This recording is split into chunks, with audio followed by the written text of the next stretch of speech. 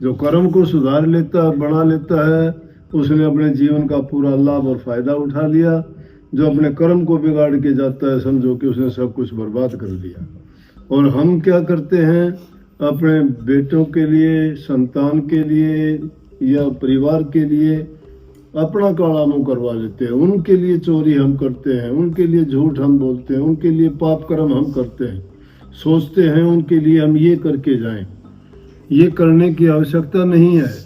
होई सोई जो राम रचि रखा, जो प्रभु ने रच रखा वो होगा।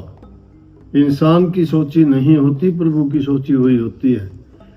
अगर पूत सपूत है तो धन इकट्ठा करने की जरूरत नहीं है। अगर तुमने इकट्ठा करके दे दिया तो आग लगा देगा, शराबी कबाबी हो जाएगा, जुआ खेलेगा, झगड़े मुकदमे में लगा देगा, क्योंकि उसका कमाया हुआ नहीं है। जिसको आसानी से मिल जाता है वो उसकी कीमत और कदर नहीं जानता।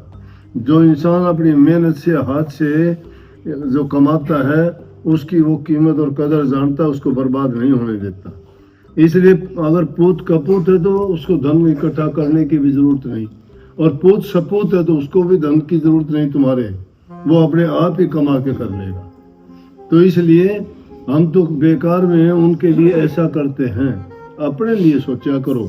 अपने लिए सोचने का मतलब है कि सिर्फ प्रभु की भक्ति, नाम का सुमन, हमारे शुभ कर्म और दूसरों के प्रति किए हुए भलाई के काम हमारे काम आएंगे।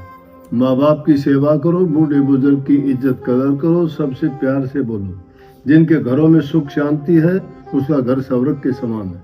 जिनके घरों में लड़ाई झगड़ा रहता है, एक दूसरे की बातें नहीं सुनते, बूढ़े बुजुर्ग की कदर नहीं होती, वो घर शमशान के समान हो जाता है। वो यूं समझो नरक है। उस घर में टोटा आ जाएगा।